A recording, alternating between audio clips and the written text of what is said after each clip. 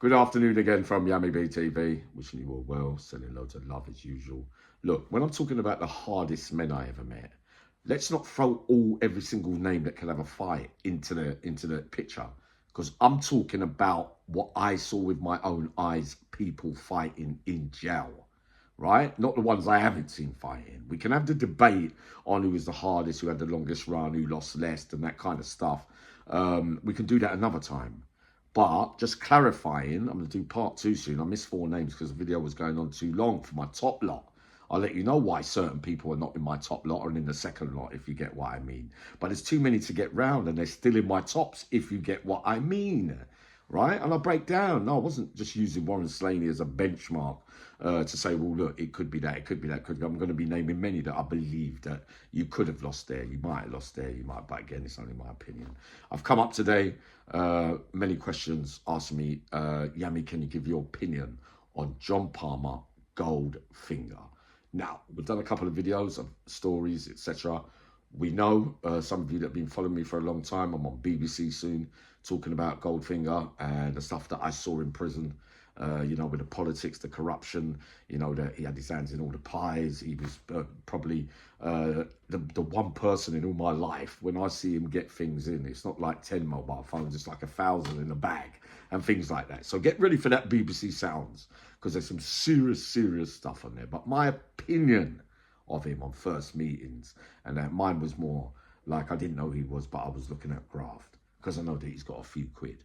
I was thinking about getting into him to get a phone number at some stage, so that maybe I was playing up to him a little bit, so I could get his phone number when I got out, blah, blah, blah. By that time that happened, he'd sadly passed. Rest in peace, John Palmer. But at first, he was very aloof, and there's only certain people that he would talk to.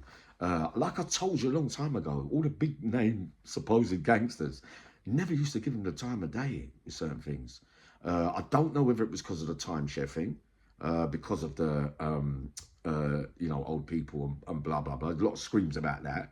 The Brinks Matt thing as well. A lot of talk in that as well. Remember, he got acquitted on that.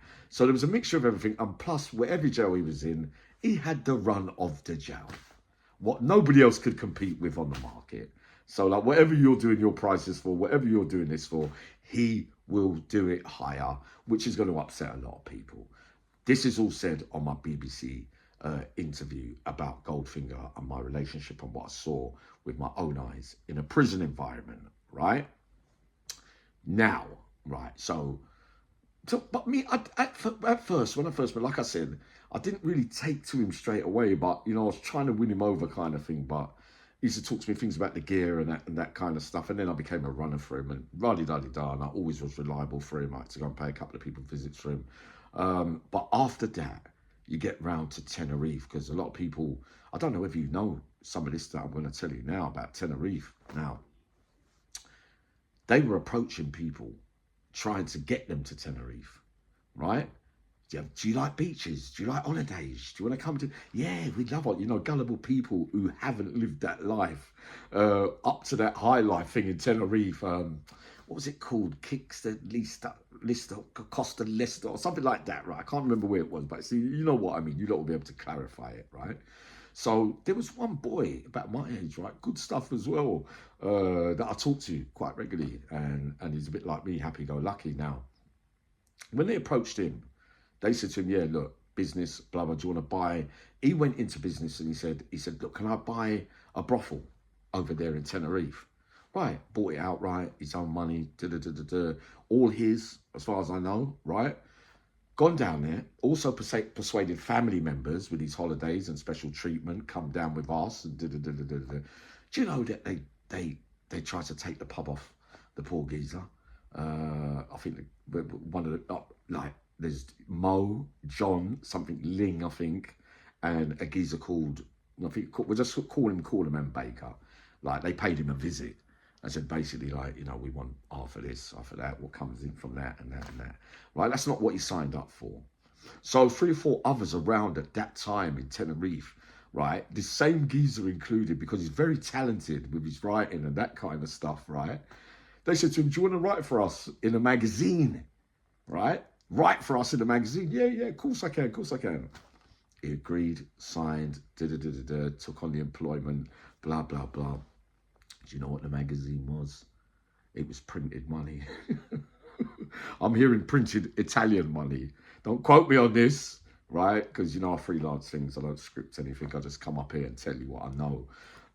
But yeah, imagine when he found out that he's getting involved in. He was way above his head. There's a geezer called Reading, from Reading called Alloway as well, right? All right. I'm talking certain names. It could be common knowledge. I don't know. You know what I mean? I never met these figures, but I know that there were some liberties taken there from that guy there who was a bit, you know what I mean, a bit switchy. But then I was like that as well, if you get what I mean. But he was in the fold as well, if you get what I mean. Now, the other thing about John Palmer, I don't know whether I told you, but he seemed to favour a lot of black people in jail, right? Now, I remember, obviously, George Campbell, etc., Garfield, but when they used to cook his dinners for him, right, on the Isle of Wight, like his meals at night, and he used to treat them. It was like he almost treated them different, or was it a survival trick in the jungle where, you know, street cred and all that doesn't really count for much, as we know, or did he like black people in general? I'm not saying I'm talking about racialism and that kind of stuff, but on further research, it doesn't sound like he took on a lot of coloured people while he was out, if you get what I mean.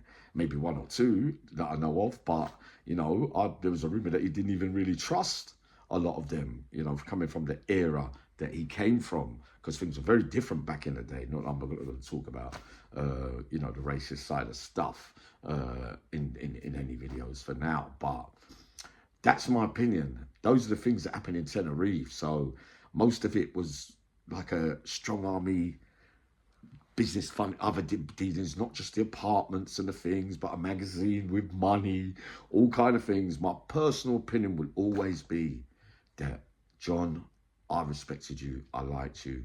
You know what I mean? As I told BBC, you know, I explained the prison stuff to him and the corruption on the highest level that I've ever seen. I'll give you one story, right? I don't know whether I told you, but one of my besties, me and him were standing up somewhere, and he said to me, Yummy, is that Palmer? I said, yeah, that's Palmer. And he said to me, and he went like that. He walked past me. He went, yeah, you all right? M don't know him, obviously. He's from South London. He went, yeah. Yeah, everything all right, big man? Cool. 2 days later, he walked up to him and he said to him, you're blah, blah, blah. Yeah, I just had a look at the security file. I've just got it brought over. That case there, you can beat, if you get what I mean. But remember this, son, don't get involved in... See, when you go on bits of work, always go on just one bit. All that selling and doing that day-to-day stuff is too risky. And you don't get enough money. He was like he was trying to educate him, but my mate's face went purple, because he was thinking of the police sent him in. He was still waiting to go up on trial for these serious charges.